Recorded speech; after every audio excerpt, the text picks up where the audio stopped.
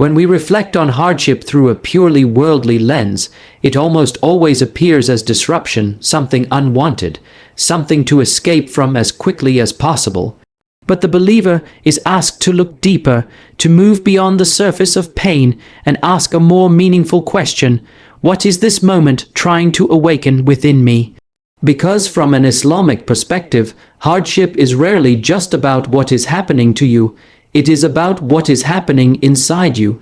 One of the greatest dangers we face as human beings is not suffering. It is heedlessness. It is that quiet state where everything seems fine on the outside, yet the heart slowly drifts away from its purpose. When life is comfortable, predictable, and easy, there is a subtle illusion of control that settles in. You begin to rely on your plans, your routines, your stability, and without even realizing it, your connection with Allah becomes secondary, sometimes even optional. Not out of rejection, but out of neglect. This is where hardship enters not as punishment, but as interruption. It breaks the illusion. It shakes the foundations of false security. Suddenly, the things you depended on begin to fail you. The plans you trusted collapse. The people you leaned on cannot carry your burden. And in that moment of vulnerability, something profound happens. You are forced to confront your own limitations. Psychologically, this disruption is powerful. It strips away distractions and exposes what truly matters. The noise of life fades, and the deeper questions emerge, questions we often avoid when everything is going well. Why am I here? What am I chasing? What truly gives me peace? These are not questions we usually ask in moments of comfort. They arise in moments of discomfort, when the soul is searching for something more stable than the temporary world. And this is precisely why hardship can be a form of mercy, because it redirects your attention back to the one who never fails. When every other door closes, the door of Allah becomes not just an option, but the only refuge. And in that turning back, in that sincere dua made from a place of brokenness, there is a level of connection that comfort rarely produces. Think about the moments in your life when your faith felt the strongest. For many people, it was not during ease, it was during struggle.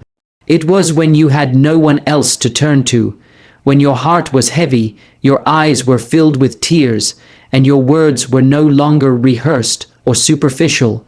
That raw sincerity, that deep awareness of your need for Allah, that is something hardship cultivates. From a philosophical perspective, this tells us something important about human nature.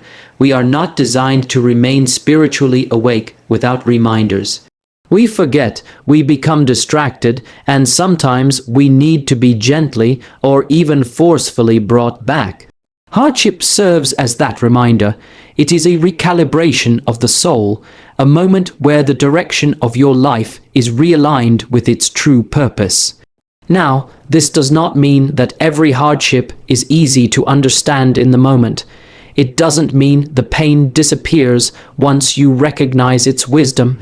The struggle is still real, the emotions are still valid, but what changes is your interpretation. Instead of seeing hardship as meaningless suffering, you begin to see it as meaningful transformation. Instead of asking, "Why is this happening to me?" you begin to ask, "What is this doing for me?" And that shift in perspective is powerful, because it turns a moment of despair into a moment of growth. It transforms pain into purpose. It allows you to endure with patience, not because you enjoy the hardship, but because you understand its role in your journey. So when hardship enters your life, don't rush to dismiss it as misfortune. Pause long enough to listen to what it might be teaching you. Because sometimes what feels like a disruption is actually a divine invitation to wake up, to return, and to reconnect with what truly matters. And perhaps the greatest tragedy is not that we suffer, but that we suffer and fail to awaken. If we continue to build on this idea that hardship awakens the heart, then we begin to see another dimension of its mercy, its ability to purify.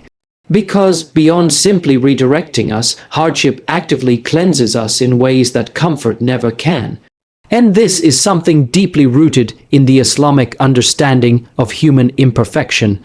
Every single one of us carries burdens that are not visible to others. Mistakes we regret, sins we try to forget, moments we wish we could erase.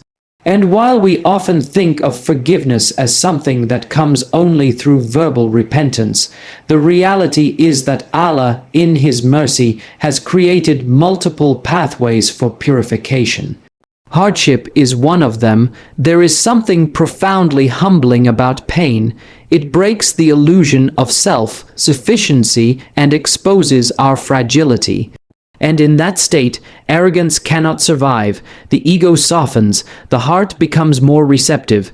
This is why, psychologically, people going through trials often become more introspective. They reflect more, they feel more.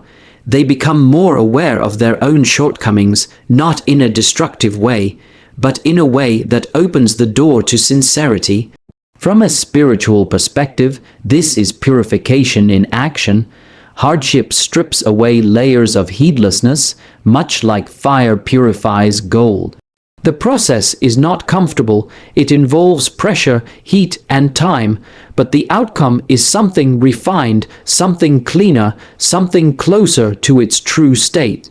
And the believer understands that this process is not arbitrary, it is intentional.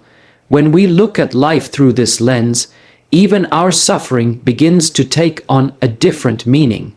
That illness, that loss, that anxiety, it may not just be something to endure, but something that is actively working in your favor in the unseen realm. It is erasing what you cannot erase on your own. It is elevating you in ways you may never fully comprehend in this life. And this is where the concept becomes deeply comforting, because one of the greatest fears people carry is the weight of their past. The idea that their mistakes define them, that their shortcomings have permanently distanced them from Allah. But hardship challenges that narrative. It reminds us that Allah's mercy is not limited to moments of ease or acts of worship. It extends into our pain as well. Even the struggles you didn't choose, the ones that seem completely outside your control, can become a means of drawing closer to Him. And this shifts the entire emotional experience of hardship. Instead of feeling like you are being punished, you begin to sense that you are being purified. That something heavy is being lifted from you, even if you cannot see it yet. Philosophically, this also reframes the nature of justice and mercy. In a purely worldly system, pain is often seen as something negative, something to avoid at all costs.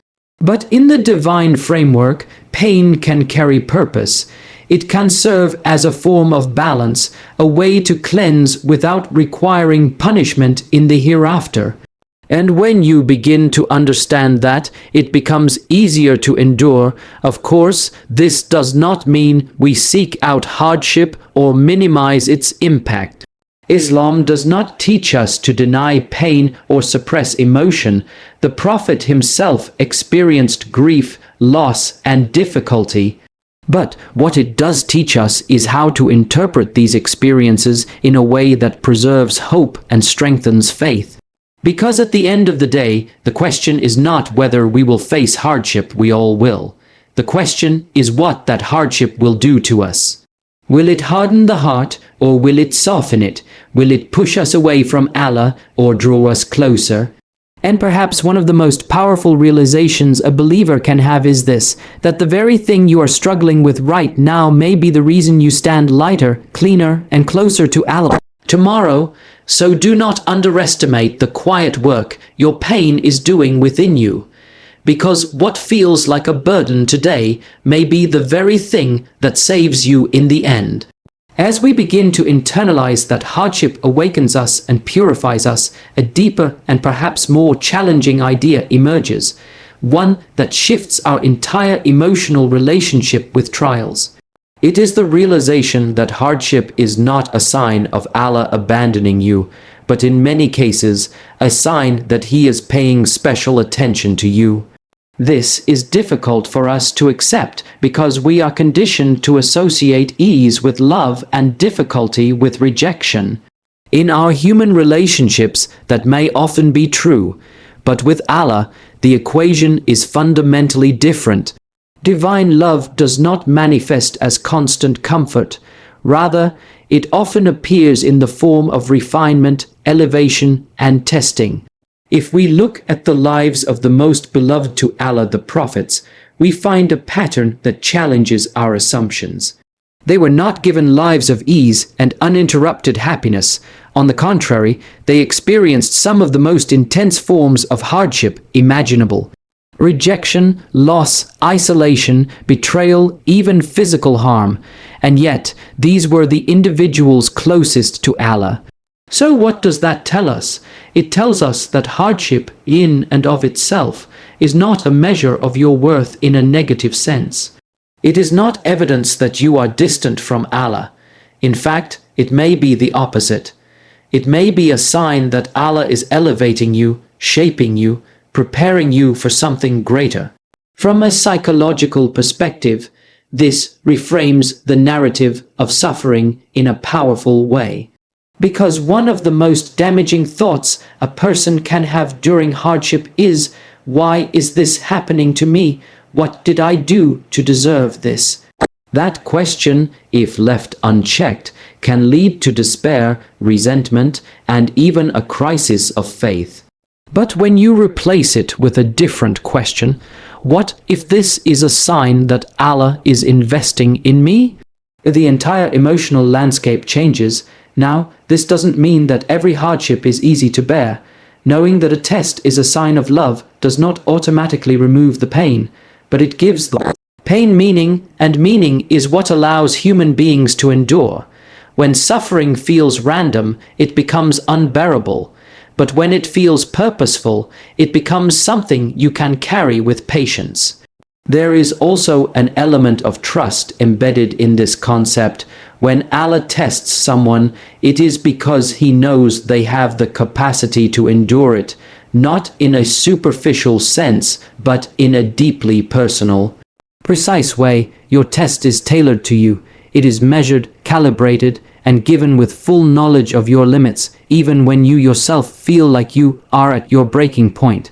And this is where the spiritual dimension becomes profound, because it means that your hardship is not generic, it is not arbitrary, it is specifically designed for your growth, your elevation, your journey back to Allah. And that realization, if truly internalized, creates a sense of dignity within suffering.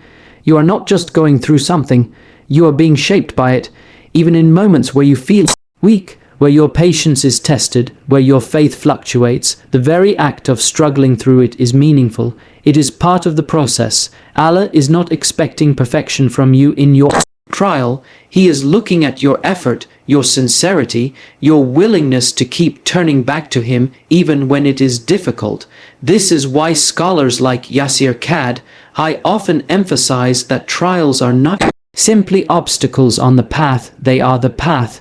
They are the very means through which a believer grows, matures, and ultimately draws closer to Allah. So when you find yourself in the midst of hardship, resist the urge to interpret it as rejection. Instead, consider the possibility that you are being selected for something greater, that Allah, in His infinite wisdom, sees in you a potential that you may not yet see in yourself, because at the end of the day, the reality is this: not every difficulty is a sign of distance.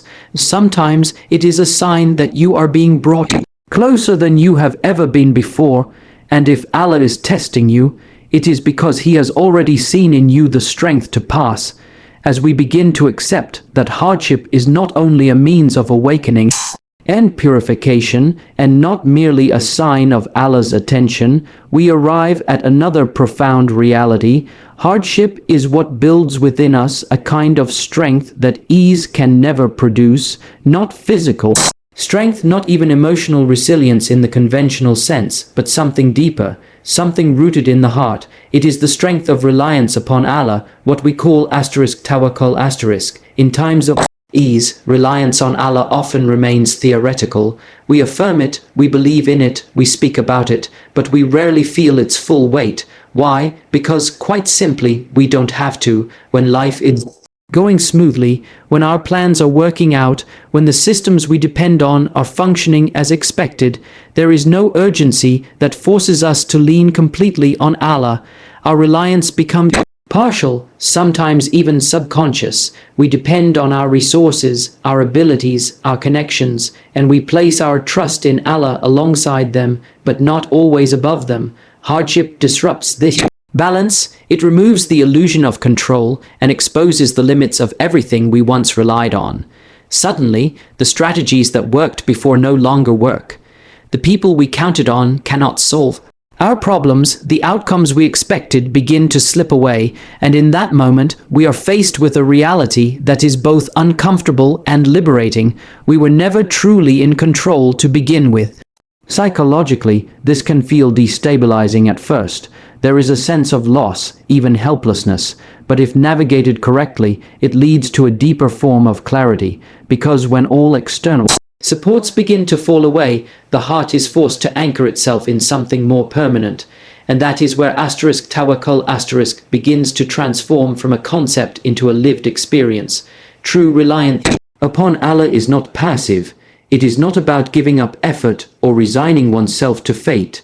Rather, it is about recognizing that while you strive, while you plan, while you act, you do so with the full awareness that the outcome lies entirely in Allah's hands. It is a balance between action and surrender, between responsibility and trust, and this balance is not easy to achieve in comfort. It is refined through difficulty, because only when you are pushed to your limit, do you begin to understand what it means to let go internally while still striving externally. Only when you face uncertainty do you learn to place your Arabic, Alif Arabic, Lam Arabic, Af Arabic, Lam Arabic, by your heart, in the care of Allah with complete sincerity. There is also a unique form of strength that emerges from this kind of reliance. It is not loud or visible. It does not manifest as arrogance or self-sufficiency. In fact, it often appears as humility, but within that humility is an unshakable stability. A person who truly relies on Allah is not easily broken by circumstances, because their sense of security is not tied to those circumstances in the first place. This is why you will sometimes find that those who have endured the greatest hardships carry a certain calmness within them, not because their lives are easy, but because their hearts have learned where true stability lies. They have experienced the collapse of worldly supports, and in that collapse, they have discovered something far more reliable. From a philosophical standpoint, this challenges our modern obsession with control. We are taught to optimize, to plan, to secure every possible outcome, and while there is value in effort, there is also a hidden anxiety that comes with the illusion of control, because the more you believe you control everything, the more fearful you become when things go wrong. Tawakkul frees you from that anxiety. It allows you to act without being consumed by outcomes. It gives you the courage to move forward even when the path is uncertain, because your trust is not in the path, it is in the one who controls the path. And this is one of the greatest mercies embedded within hardship. It forces you to develop a relationship with Allah that is not dependent on circumstances. It trains your heart to remain connected in both ease and difficulty.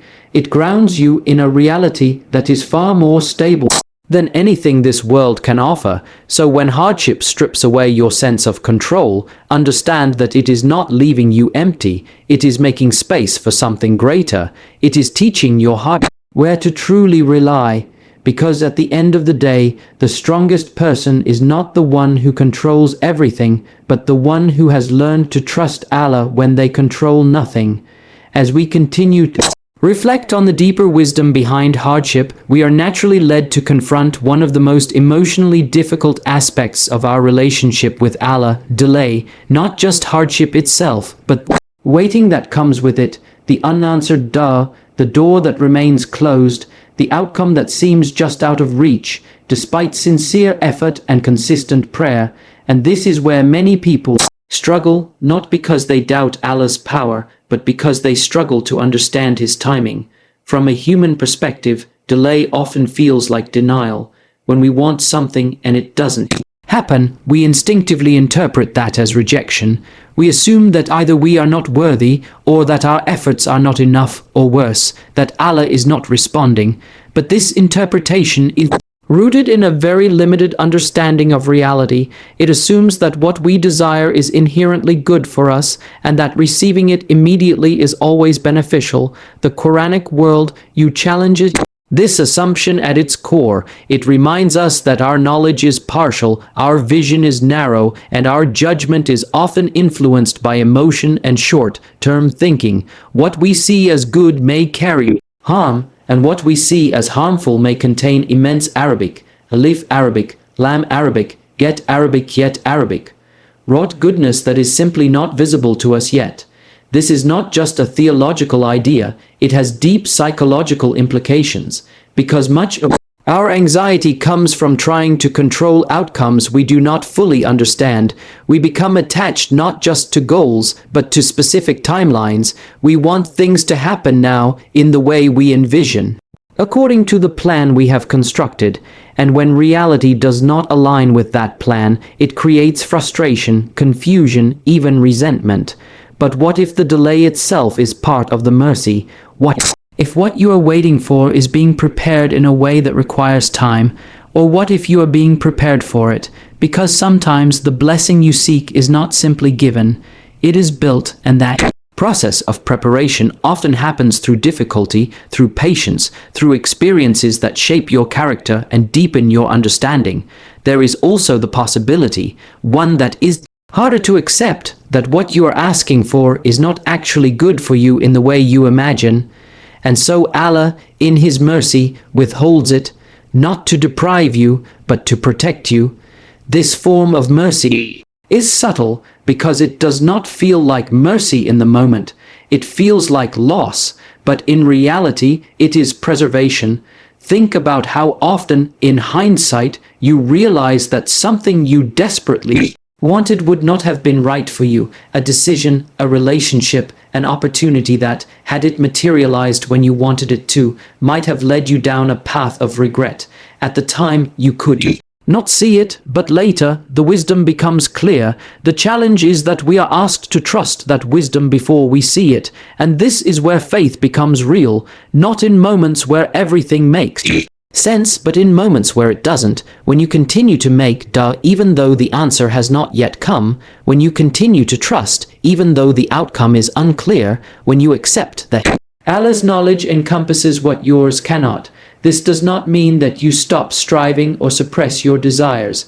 Islam does not ask you to detach from your hopes. It asks you to hold them with humility, to pursue them with effort, but to submit the outcome to Allah's wisdom, and in doing so, something shifts internally. You begin to experience a different kind of peace, not the peace of having everything you want, but the peace of knowing that whatever happens is being guided by a wisdom far greater than your own. So when you find yourself in a state of delay, do not rush to interpret it as abandonment. Consider the possibility that something is being arranged behind the scenes, something you cannot yet perceive, but that will one day make sense, because not every closed door is a rejection. Sometimes it is a redirection. Sometimes it is protection.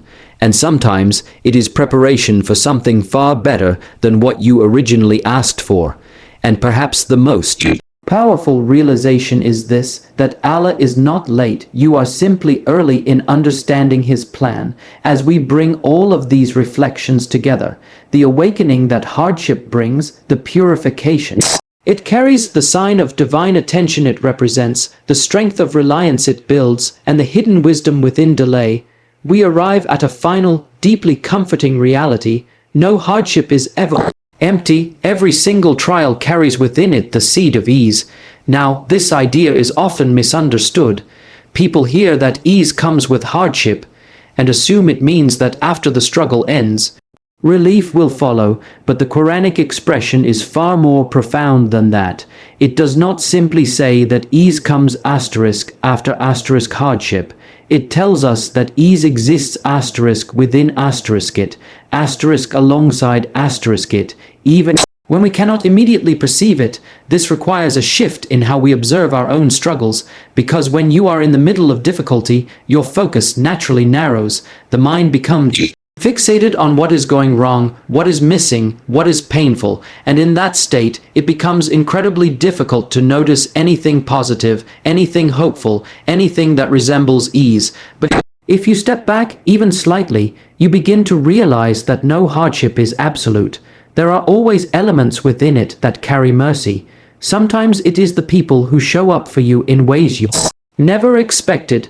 Sometimes it is the clarity you gain about your priorities. Sometimes it is the sins you leave behind, the habits you break, the perspective you develop. Even within the pain, something is being given. From a psychological standpoint, this aligns with what we understand about human resilience. People are not simply broken by hardship, they are often reshaped by it. They develop depth, empathy, patience, and insight that would have been impossible to cultivate in a life of uninterrupted ease. The struggle itself becomes the environment in which these qualities are formed, and yet this transformation is rarely obvious in the moment. When you are going through hardship, you do not feel like you are growing.